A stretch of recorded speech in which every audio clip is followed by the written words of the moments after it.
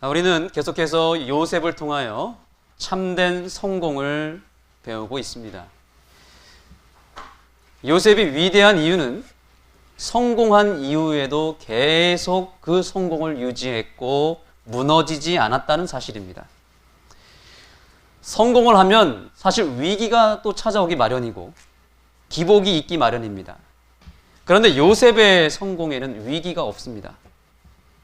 그동안 고생은 많이 했지만 이제 성공의 자리에 딱 올라간 순간부터는 요셉이 탄탄대로입니다. 형통함을 유지합니다. 무너지지 않습니다. 이것이 진정한 성공인 것입니다. 실패가 섞이지 않은 성공. 우리가 모두 원하는 성공이지 않습니까? 우리의 성공 속에 실패가 섞이지 아니하고 어려움이 찾아오지 않는 그런 성공을 우리는 추구하고 있죠. 성경의 여러 인물들이 성공을 합니다. 그러나 그들의 성공의 역사를 보면 그 성공 속에 대부분 실패가 있고 역시 타락의 역사가 섞여 있습니다. 그런데 우리가 만나게 되는 이 요셉의 성공에는 실패가 섞이지 않습니다. 타락이 섞이지 않습니다. 요셉이 국무총리가 된 이후 7년 동안 풍년이라고 하는 성공과 번영과 기회가 7년 동안 찾아옵니다. 그리고 기다리고 있었던 건 무엇입니까? 7년이 지난 다음에 무엇이 찾아왔죠? 흉년이라고 하는 큰 위기와 실패의 세월이 무려 몇 년 동안이요? 7년 동안 역시 찾아오게 됩니다. 그런데 요셉과 그가 치리했던 애굽은 그 7년의 위기와 실패 속에서도 여전히 성공을 유지하고 오히려 그 위기의 때에 더 번영을 누리게 되는 진정한 성공을 이루게 됩니다. 성공을 기대하고 부흥을 갈망하는 우리에게 오늘 이 요셉의 성공은 꼭 필요한 성공인 것입니다. 이 요셉의 성공이 우리의 성공이 되기를 간절히 소망합니다. 오늘 말씀의 제목이 무엇입니까? 흉년이 들기 전에. 흉년이 들기 전에.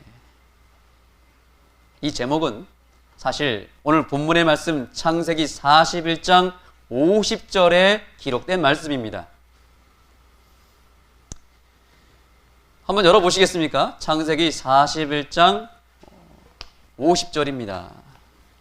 맨 말씀에 무엇이라 되어 있습니까? 흉년이 들기 전에. 요셉이 사랑하는 아내와 결혼하고 두 아들을 낳았다라고 말하고 있습니다. 저는 이 흉년이 들기 전에라고 하는 이 표현에 집중하기를 원했습니다. 요셉은 흉년, 즉 인생의 큰 위기와 실패가 다가오기 전에 하나님께로부터 특별한 복을 선물로 받았다는 것을 우리는 발견하게 됩니다. 그 선물 속에는 진정한 성공의 비결이 담겨져 있고 실패가 섞이지 않은 성공의 원리가 담겨져 있다는 사실이에요. 요셉이 받은 이 선물을 오늘 저와 여러분이 동일하게 받게 되기를 간절히 소망합니다. 이제 계속 말씀을 이어서 보겠습니다. 흉년이 들기 전에 요셉에게 두 아들을 낳되, 이렇게 시작하죠. 두 아들의 이름을 요셉이 짓게 되는데 그 이름은 므낫세와 에브라임입니다. 그런데 그 두 아들의 이름을 통해서 요셉은 그의 믿음과 그의 삶의 간증을 고백합니다. 요셉이 흉년이 들기 전에 낳게 된 그 두 아들은 역시 오늘날의 요셉으로 살아가고 있고 요셉처럼 살기를 바라는 우리들의 삶에서도 동일하게 일어나야 할 사건인 것입니다. 바라옵기는 우리의 인생에, 우리의 교회에, 우리의 가정에 흉년이 임하기 전에 반드시 요셉에게 일어났던 이 사건, 두 아들을 보는 사건이 일어나게 되기를 간절히 소망합니다. 이 사건이 일어나지 않는다면 결국 우리의 성공은 실패로 돌아가게 될 것입니다. 그런 의미에서 저는 오늘 여러분에게 이러한 말씀을 호소드리고 싶습니다. 다 같이 읽어보겠습니다. 시작. 므낫세를 므낫세를 먼저 낳아야 낳아야 합니다. 흉년이 들기 전에 므낫세를 낳았던 요셉에게 임했던 그 축복이 우리에게도 있어야 됩니다. 므낫세를 낳으라는 말은 도대체 무엇을 의미할까요? 궁금하시죠?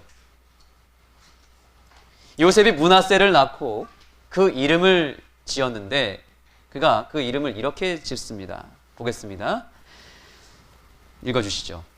요셉이 그 장자의 이름을 므낫세라 하였으니 하나님이 나로 나의 모든 고난과 나의 아비의 온 집을 잊어버리게 하셨다 하며.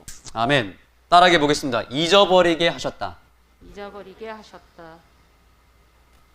요셉이 성공의 자리에 올라와서 풍년이라고 하는 번영을 누리면서도 여전히 해결하지 못한 무엇인가가 있었습니다. 그것은 바로 마음의 상처였습니다.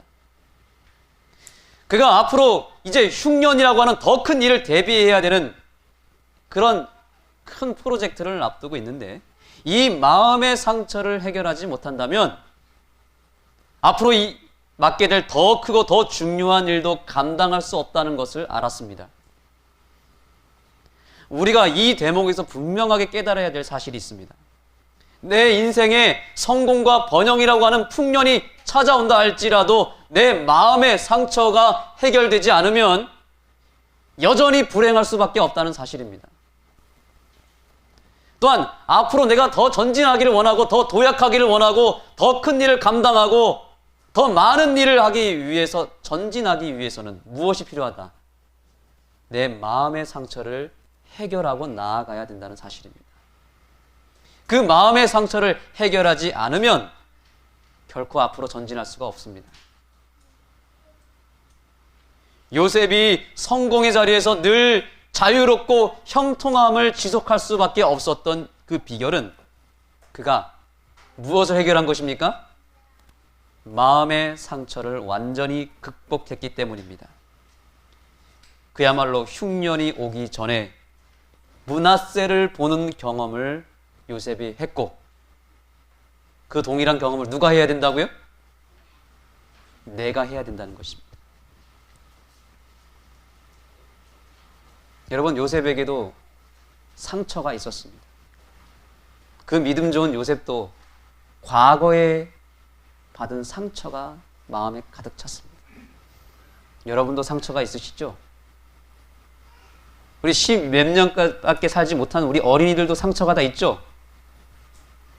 그 상처를 지금부터 해결하지 않으면 나중에 그것이 누적돼서 여러분의 인생에 큰 짐이 되고 그것이 여러분의 꿈을 방해하는 일이 될 수 있다는 것입니다. 교회에 오는 목적은 그래서 그 상처를 해결하기 위해서 와야 되는 거예요. 그렇다면 상처를 해결하는 방법은 무엇입니까? 우리 마음에 상처가 있는 분이 한번 얘기해 보세요. 상처를 해결하는 방법은 무엇일까요? 여러분은 어떻게 해결하십니까? 그동안 받은 상처가 다 해결되셨습니까? 요셉은 어떻게 해결했을까요? 여기 말씀해 보니까 어떻게 했대요? 하나님이 내 모든 고난과 나의 아비의 온 집의 일을 잊어버리게 하셨다. 요셉은 상처를 해결하지 않았습니다. 그냥 어떻게 했어요? 잊어버렸습니다. 한번 따라해 보겠습니다. 상처는 해결하는 게 아니고 잊어버리는 것이다. 이거 누가 한 말이죠?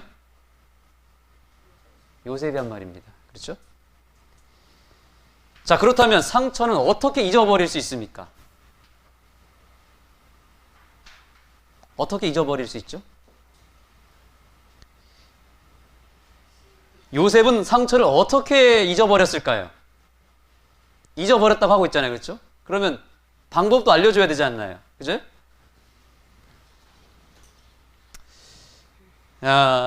여기 말씀을 다시 보시면 빨간색 부분만 다시 보겠습니다.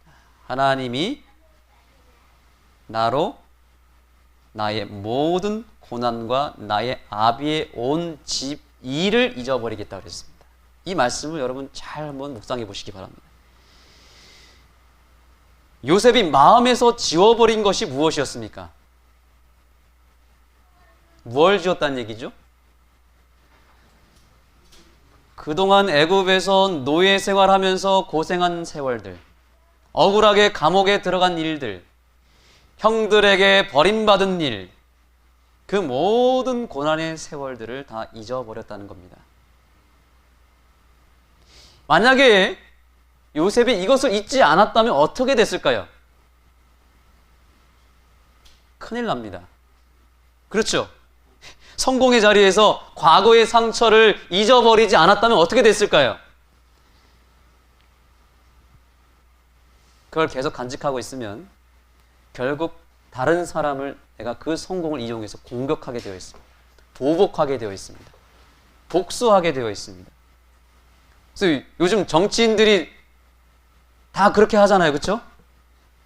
정권을 잡기 시작하면은 바로 정치 보복을 합니다. 왜 그렇습니까? 요셉처럼 므낫세를 만나지 못해서 그렇습니다. 그들이 받았던 상처와 아픔을 계속 간직하면서 보복하는 것입니다. 만약에 요셉이 상처를 지우지 않았다면 어떻게 됐을까 상상해 봤습니다. 아마 저 같았으면 이렇게 했을 것 같아요. 누구 먼저 떠올랐을까요? 네? 저는 만약에 제가 요셉이었다면 당장 보디발 부부부터 불렀을 것 같아요. 그죠?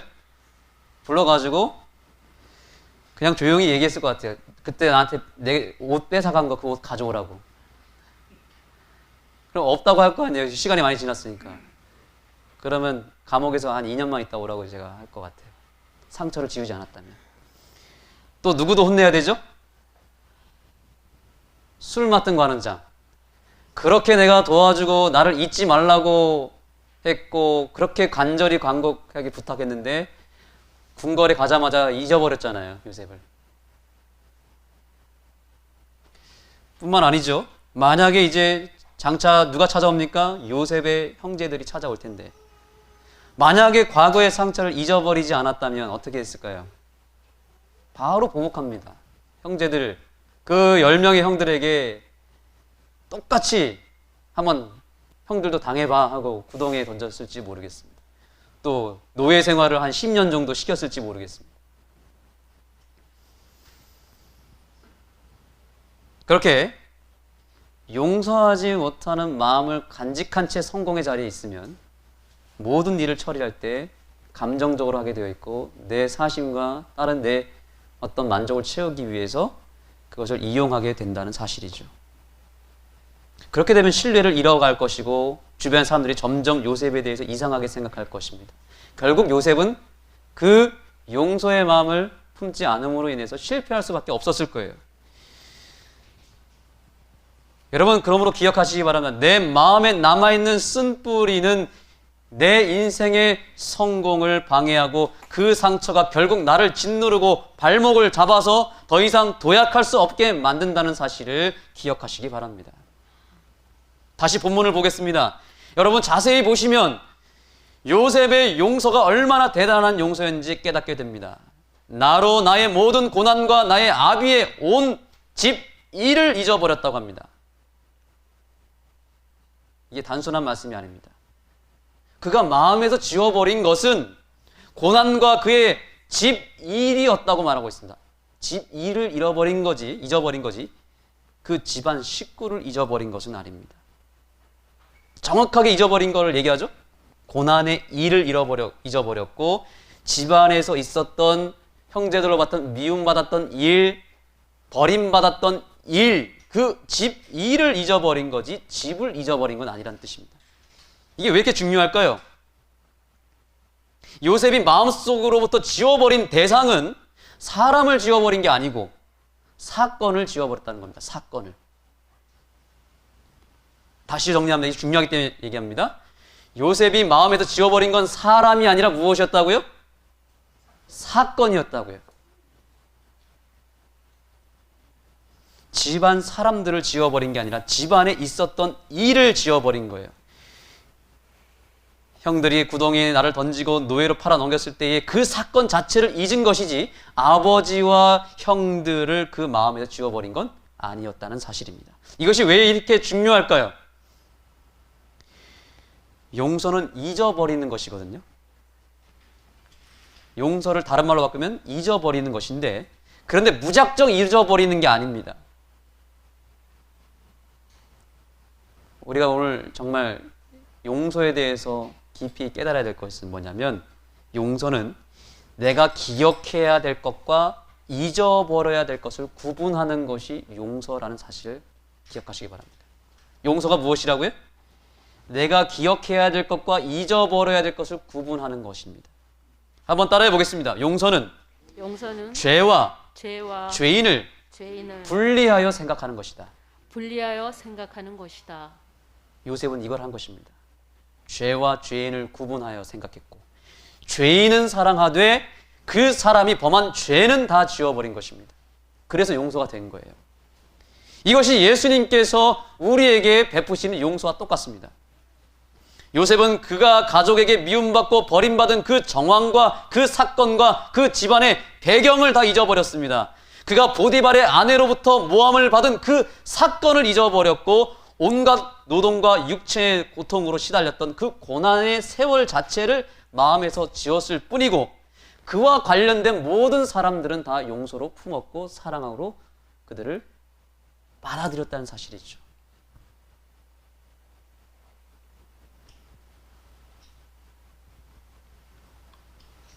우리가 사람에게 상처를 받습니다. 그러나 사람에게 상처를 받는다고 생각하지만, 상처는 사실 누가 주는 거죠? 사단이 주는 것입니다. 그 사단이 그 사람을 통해서 상처를 줍니다. 사람을 통해서, 그래서 상처를 받으면 그 사람에게 우리가 보복할 수 있고 공격할 수 있습니다. 그렇게 하는 것이 사단의 목적입니다. 우린 여기서 절대로 속아서는 안 되겠습니다. 상처를 주는 것은 사단이고, 그 사람은 단지 사단의 도구로 쓰였을 뿐입니다. 그러므로 사랑하는 성도 여러분, 죄와 죄인을 구분하시기 바랍니다. 사람과 사건을 구분하시기 바랍니다. 분리하시기 바랍니다. 그러하면 용서가 쉬워집니다. 요셉처럼 혹시 가족에게 상처를 받으셨습니까? 요셉처럼 가장 믿었던 사람에게 버림을 받았습니까? 오해받았습니까? 오늘 우리에게 필요한 것은 그 사람은 사랑하시고 용서로 그 사람은 품으시고, 대신에 무엇을 잊어야 될까요? 그에게 당한 일, 그에게 당한 모든 사건, 그 배경은 마음에서 완전히 지워버리게 되기를 간절히 소망합니다. 이 요셉의 용서는 바로 우리의 지도자, 우리의 요셉의 실체 되시는 예수 그리스도의 용서인 것입니다. 여러분, 우리가 주님 앞에 범한 많은 죄악들이 있고 많은 실수들이 있습니다. 주님은 오늘 우리에게 무엇이라고 말씀하실까요? 므낫세,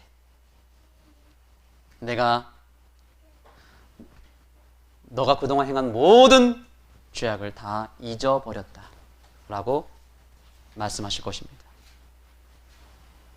여러분, 옆 사람을 바라보시며 인사하시기 바랍니다. 하나님이 당신을 므낫세 하셨습니다. 이렇게 인사하십시오.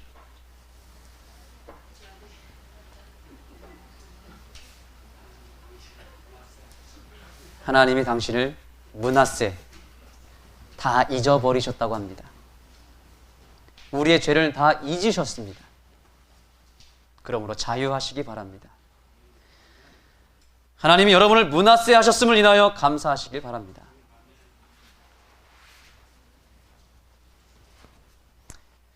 두 번째입니다. 다 같이 읽겠습니다. 시작. 므낫세, 다음은 에브라임입니다. 므낫세를 낳고 나서 얼마 있다가 요셉은 둘째 아들 에브라임을 얻습니다. 우리는 이 에브라임의 이름을 통해서 요셉의 더 놀라운 고백을 발견하게 됩니다. 에브라임의 이름의 뜻이 무엇입니까? 읽어주시죠. 처자의 이름을 에브라임이라 하였으니 하나님이 나로 나의 수고한 땅에서 창성케 하셨다 함이었더라. 아멘. 므낫세를 먼저 얻은 요셉은 드디어 에브라임이라고 하는 복을 누리게 됩니다. 근데 그 에브라임의 뜻이 뭐냐면 창성의 복입니다. 창성케 하다. 번영의 복입니다. 풍성함의 복입니다.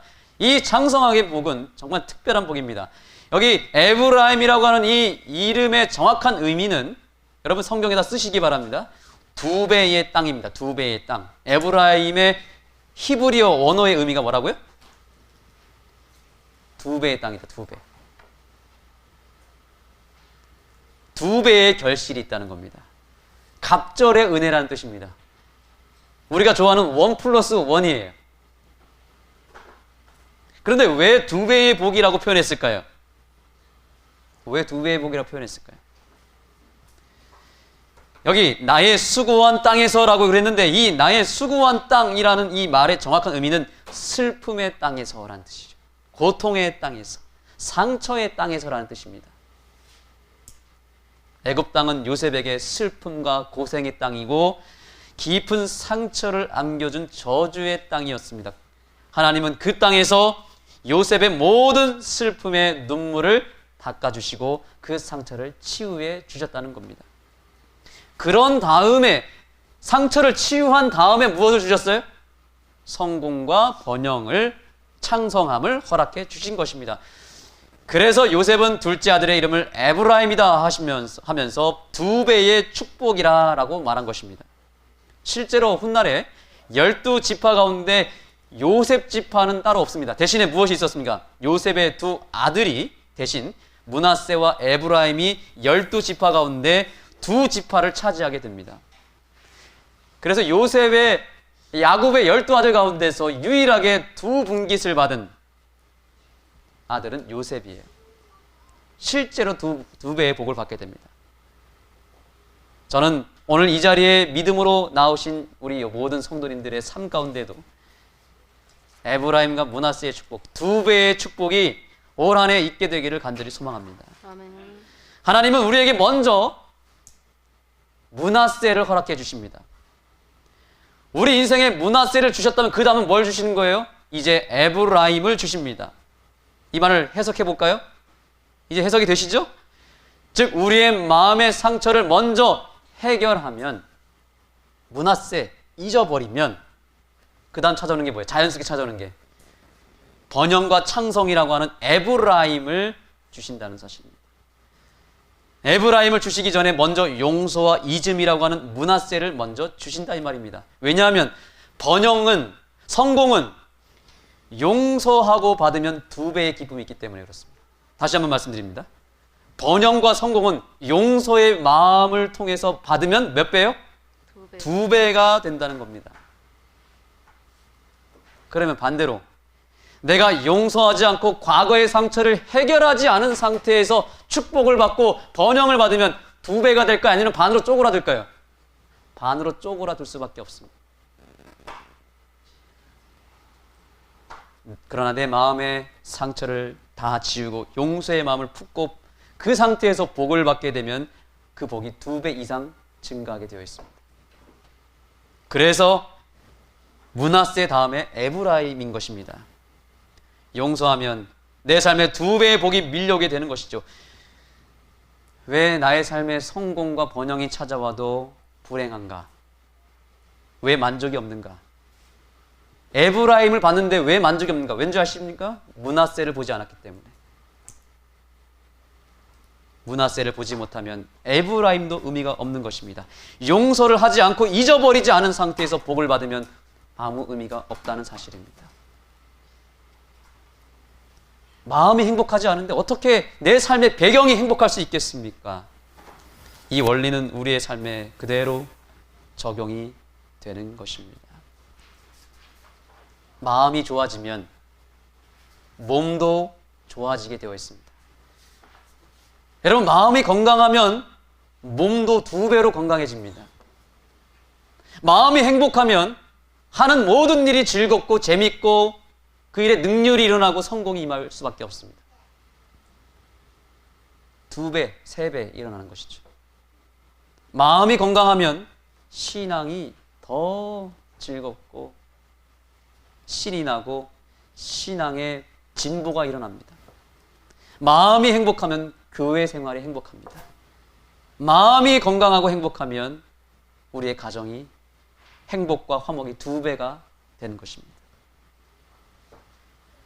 여러분, 그러므로 이 에브라임의 2배의 축복을 원한다면 먼저 므낫세의 그 용서의 은혜를 반드시 먼저 경험하게 되기를 간절히 소망합니다.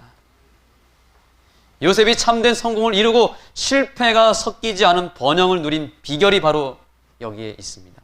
2 아들의 이름에 고스란히 나타났습니다. 상처를 치유했더니 그에게 주신 하나님의 복이 더 크게 보이기 시작했더라, 이 말입니다. 2배로 더 커 보였던 것입니다. 그러나 우리의 마음에 상처가 남아있으면 받은 복도 조그맣게 보이고 그 복이 실제로 점점 쪼그라드는 현상을 보게 될 것입니다. 그러므로 반드시 내가 성공했든 실패했든 내 마음의 상처를 즉시로 지우게 되는 역사가 오늘 이 안식일에 일어나게 되기를 간절히 호소합니다.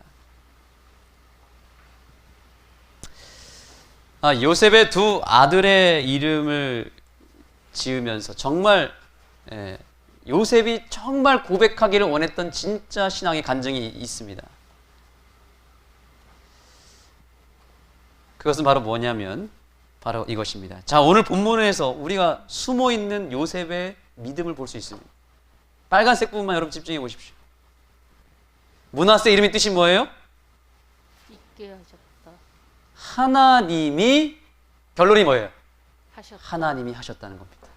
잊어버리게 하는 것은 내가 한 것이 아니고 누가 해주셨다? 하나님이 해주셨다. 놀라운 고백인 것입니다. 둘째 아들은요, 에브라임이라고 하는 뜻도 창성케 하셨다라고 했는데 누가요? 하나님이 하셨다. 요셉이 정말 므낫세와 에브라임의 이름을 짓고 그가 고백하기를 원했던 진짜 믿음은 뭐냐면 바로 이것입니다. 하나님이 하셨다는 사실입니다. 하나님이 다 하셨습니다. 나는 아무것도 한 게 없고 하나님이 다 하셨습니다. 그러므로 앞으로도 나는 아무것도 내가 스스로 할 수 있는 게 없고 하나님이 다 해 주셔야만 할 수 있습니다. 라고 고백한 것입니다. 이것이 바로 요셉이 성공과 번영을 누릴 수 있었던 비결인 것입니다. 올 한해 여러분들이 기억해야 될 것은 바로 이것이죠. 하나님이 다 하신다는 사실이에요. 이 사실만큼은 믿으시기 바랍니다. 하나님이 다 하신다. 그래서 세 번째 메시지가 하나님이 해 주셔야 한다는 사실이죠. 안흥교회에서 목회한 지도 벌써 4년째가 되었습니다. 제 인생에 있어서 므낫세는 바로 안흥교회입니다. 제 인생의 에브라임은 안흥교회입니다. 안흥교회에 와서 저는 지난 과거의 많은 실패와 제 실수와 상처를 많이 지웠습니다. 하나님이 지워주셨습니다. 아멘. 복도 많이 받았습니다. 지난 과거로부터 받은 수많은 고통의 순간들, 아버지가 돌아가신 일, 또 사람들에게 배신당하고 거절당했던 그 많은 세월들, 누군가로부터 말로 상처받고 또는 구타로 상처받았던 여러 과거의 일들이 거의 다 지워졌습니다. 상처가 지워지고 나니까 드디어 보이기 시작한 게 에브라임의 복이 보이더라고요. 하나님이 그 사이에 가정을 이루게 하시고 2 아이를 허락해 주시고 정말 좋은 교회에 와서 좋은 성도님들과 행복한 목회를 할 수 있도록 하나님이 저에게 제 인생을 창성케 해 주셨습니다. 저는 제 교회가 따로 없었습니다. 어렸을 때부터 이사를 많이 다녔고 수많은 교회를 거쳤기 때문에 제 모교회가 없었어요. 그런데 이제 아는 교회가 제 교회가 되었습니다. 제대로 된 집에서 살아본 경험도 별로 없습니다. 솔직하게 말씀드리면 제가 지금까지 살아본 집 가운데서 가장 크고 넓고 가장 좋은 집이 바로 지금 살고 있는 아는 교회의 집입니다. 우리 성도님들께서 20년, 30년 전에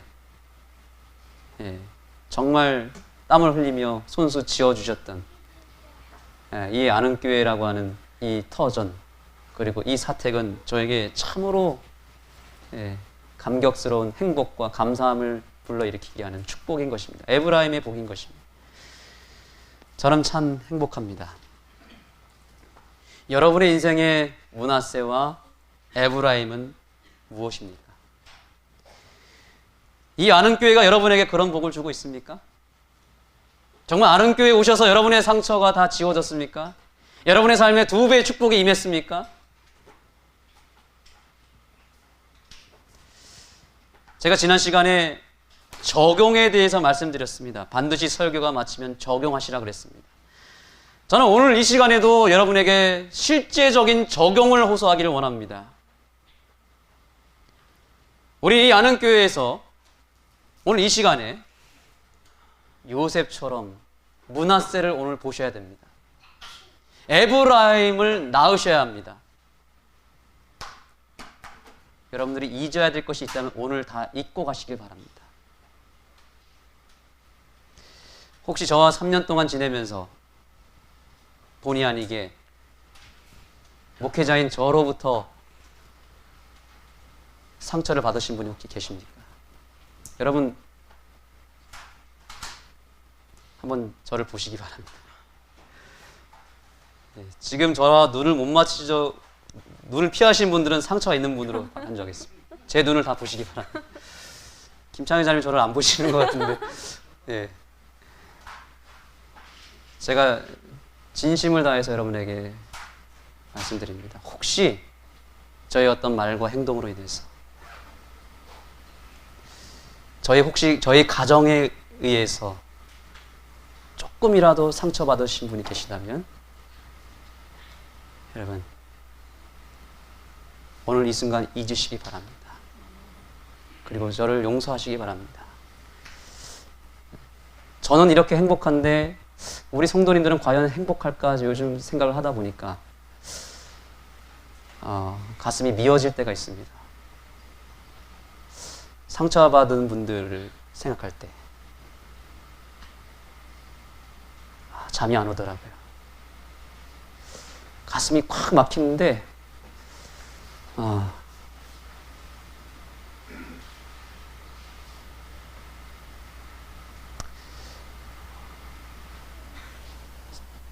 얼마나 힘드실까 그런 생각을 하게 되는데 여러분 오늘 이 순간에 여러분의 마음에 있는 상처를 다 지우셨으면 좋겠습니다. 누구한테 받았든지 하나님은 하실 수 있습니다. 우리 인간은 마음의 상처를 지울 수가 없습니다. 우리 인간은 용서할 수가 없습니다. 죄와 죄인이 분리되지가 않습니다. 도저히 용서가 되지 않습니다. 도저히 잊어지지가 않습니다. 그러나 하나님은 하실 수 있습니다. 그게 요셉의 고백입니다. 하나님이 하셨다.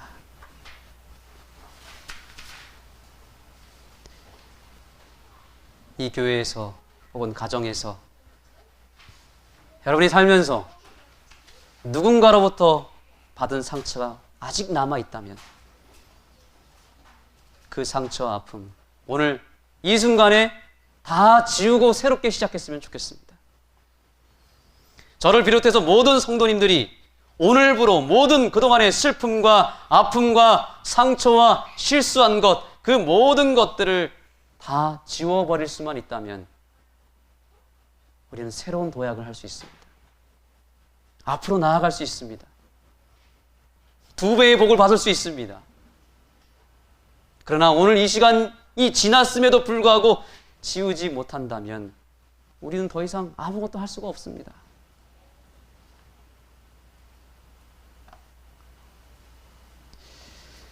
우리 한 번 더 인사하겠습니다. 옆 사람 바라보시고 우리 다 지웁시다. 이렇게 인사하십시오. 깨끗이 다 지웁시다. 지우겠습니다. 인사하십시오. 오늘 이거 인사로 끝나는 것이 아니라 진짜로 고백하신 거 맞습니까? 우리 안 집사님 다 지우셨습니까? 아니요. 오늘 지울 때까지 우리 밤새야 되겠는데요. 네. 네. 다 지우셔야 합니다.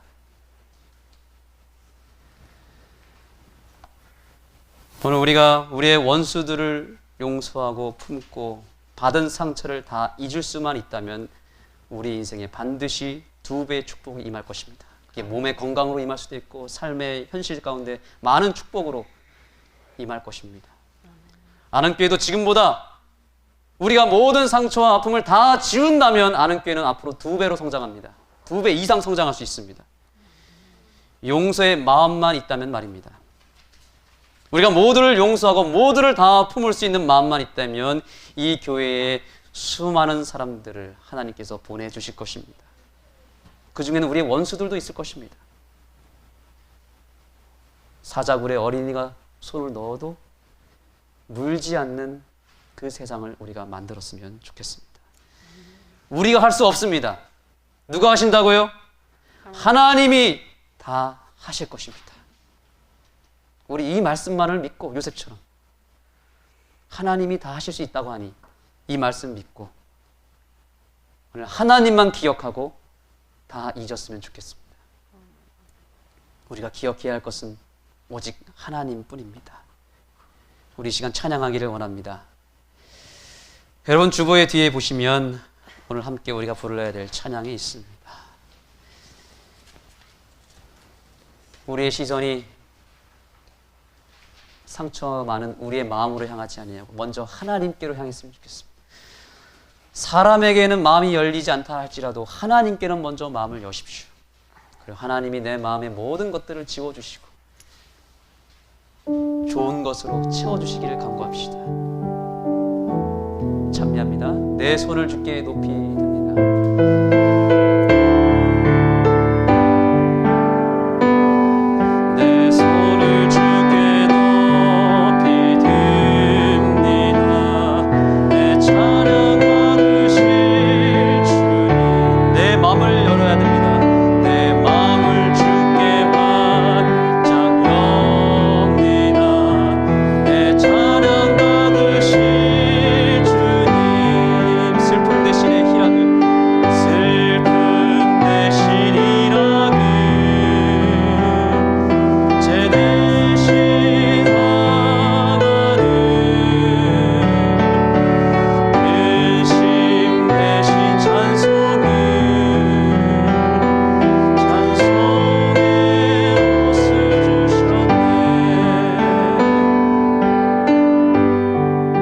찬양을 이렇게 했는데 여기 내 손을 주께 높이 듭니다라고 찬양을 했지만 아직 손을 안 드셨습니다. 그렇죠? 우리 이 시간 남을 의식하지 마시고 하나님만 의식하는 마음에서 하나님께 손을 한번 들었으면 좋겠습니다. 여러분들이 원하시는데 2손을 들으셔도 되고 1손을 들으셔도 됩니다. 마음의 손을 얹으셔도 좋겠습니다. 한번 그렇게 해보시겠습니까? 의식하지 마시고 하나님께 손을 한번 들어보십시오. 눈을 감으시고 하나님 제 손을 주님께 듭니다. 제 마음도 활짝 엽니다. 제 마음에 오셔서 제 마음에 있는 모든 상처, 아픔, 슬픔, 나쁜 기억들 다 지워주시고 좋은 것들만 생각나게 하시고 2배의 복을 허락해 달라는 찬양을 간절히 호소하는 마음으로 2손 번쩍 들고 찬미하겠습니다. 우리 가정에서 찬양하는 분들도 더 넓게 크게 손을 벌리시고 찬미하겠습니다. 찬미합니다. 내 손을 주께 듭니다. 내 손을 주께 높이 듭니다. 내 찬양 받으실 주님 내 마음을 엽니다. 내 마음을 주께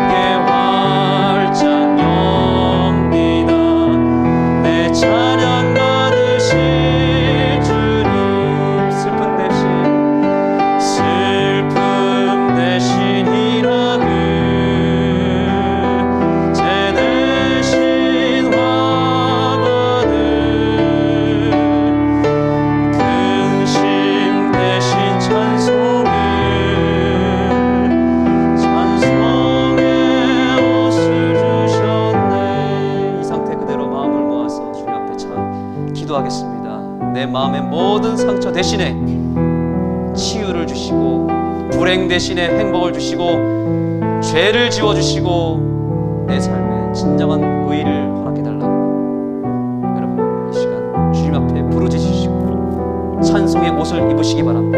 함께 주님 앞에 간절히 기도하겠습니다.